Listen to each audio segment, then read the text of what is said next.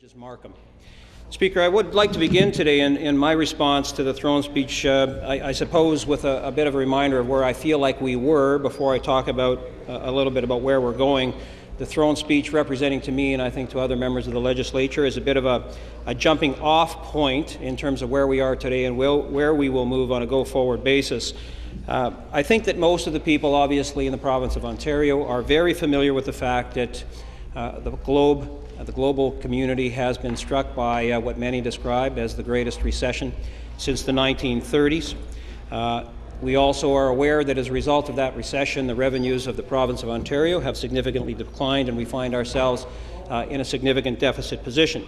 I think it's important to mention, however, that our deficit, while Ontario represents, I think, about 40% of the Canadian economy, I think when you contrast our deficit to that of the federal government, you will find that they closely are related in terms of their percentage of the Canadian economy. So in fact, Ontario's position, while it's not one we wish to find ourselves in, I think when you compare it to other jurisdictions around the planet, we find that when we compare it on a relative basis, where we are now just provides us with more work to do going forward.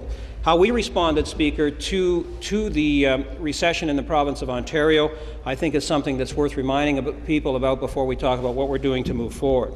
As many people will know, one of the approaches we took in the province of Ontario was significant investments in infrastructure and retraining. That's where we sort of planted our flag, so to speak, and I would say did that before the recession had even hit. Many people will recall, going back to our election in 2003, we had made a commitment to significant infrastructure spending. I would suggest even before it was fashionable to do so.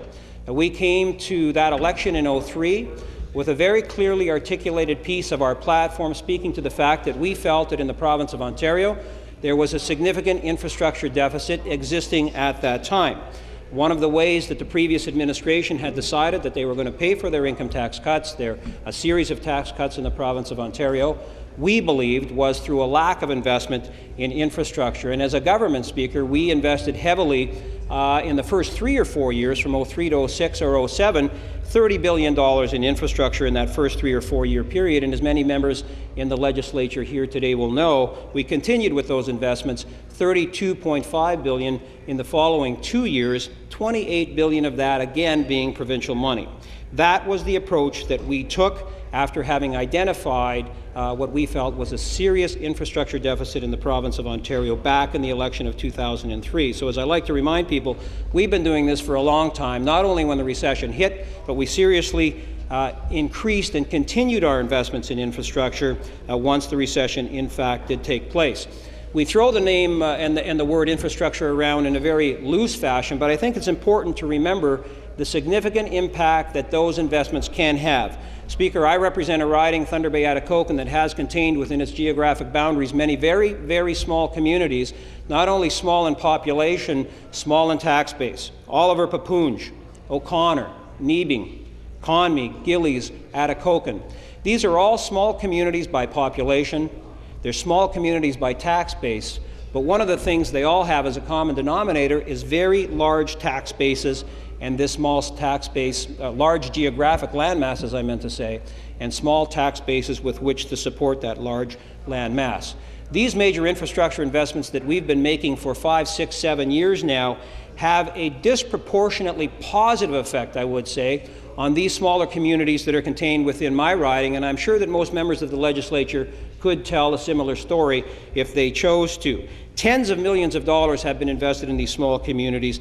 Not only, Speaker, have we, through those investments, increased significantly job creation in those areas where the infrastructure investments have made, but we have allowed them to go forward with projects that they would otherwise not likely have been able to do. They simply, in many cases, do not have the tax base to do that.